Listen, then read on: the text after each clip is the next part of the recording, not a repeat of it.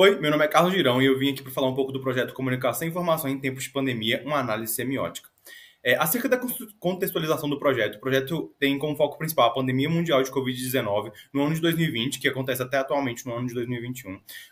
A gente queria falar um pouco sobre comunicação pública e como ela deveria fomentar o debate sobre assuntos pertinentes do governo e do Estado. O maior foco do nosso trabalho é a pandemia de Covid-19 no Brasil. Alguns pontos que devem ser levados em consideração para a gente começar a falar um pouco desse trabalho. O primeiro caso confirmado de Covid aconteceu no dia 26 de fevereiro de 2020.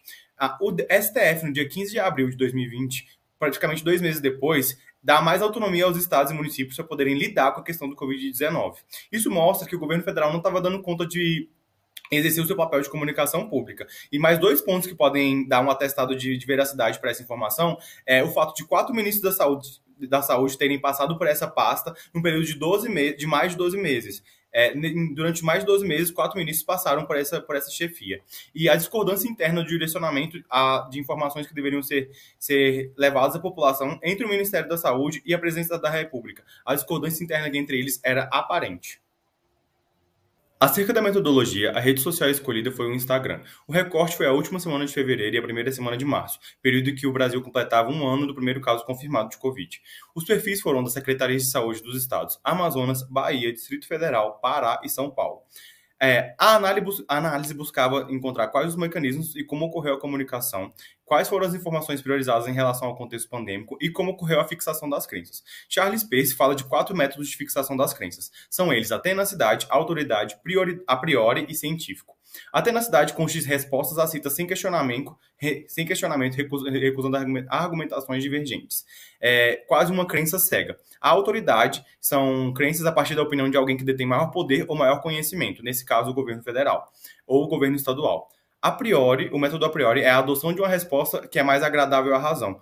Isso consiste em costumes que já estão latentes na mente.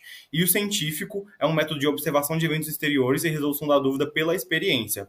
Acerca do resultado das análises, começando pela Secretaria de Saúde do Amazonas, as postagens consistiam em número de vacinados destacados de 2 em 2 dias, aumento do número de leitos, recebimento de doses de vacinas e ações positivas do governo. A problemática é que eles não mostravam dados da crise sanitária existente. Dessas formas, eles criaram um método de fixação das crenças pela a priori e a tenacidade. O governo do DF também consistia no mesmo método de fixação pela a priori e pela tenacidade. Contudo, enquanto o estado do Amazonas mostrava postagens com pauta de Covid-19, o governo do DF não mostrava pautas com questões do Covid-19. Somente pautas de demais pautas da saúde, como Alzheimer e outras problemáticas, e também fazia campanha de vacinação. Contudo, a campanha de vacinação era puramente informativa e não havia mobilização. No governo da Bahia, o alerta de crise sanitária era aparente, as consequências da colaboração da população eram mostradas em vídeos, em posts, e eles apelavam de forma aparente para o emocional e para o racional. O método de fixação das crenças acabou sendo a autoridade e a ciência, em alguns momentos. Contudo, ainda faltavam certos dados para poder cristalizar esse método da ciência. No governo do Pará, a maioria de suas postagens eram boletins informativos do Covid-19 e incentiva a vacinação pela hashtag Bora Vacinar.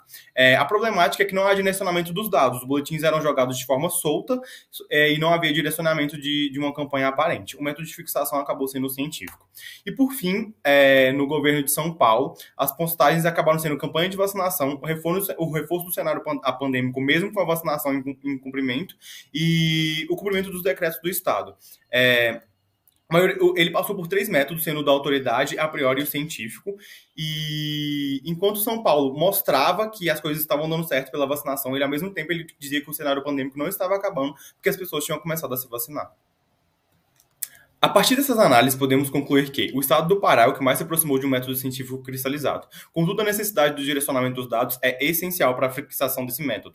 O uso da Bahia do emotivo atrelado à autoridade é uma maneira mais eficaz de fixação dos processos de combate à pandemia. Contudo, há uma necessidade maior de quantidade de dados. Ainda faltam dados mesmo com o sensível. O Distrito Federal e o Amazonas acabaram maquiando a realidade da crise sanitária de maneiras diferentes e ambos não realizaram um processo eficaz de fixação das crenças no combate à pandemia. E, por fim, o estado de São Paulo apresentou 3 métodos de fixação e, ao fim, continuou incentivando as medidas de prevenção, mesmo enquanto a campanha de vacinação estava em curso.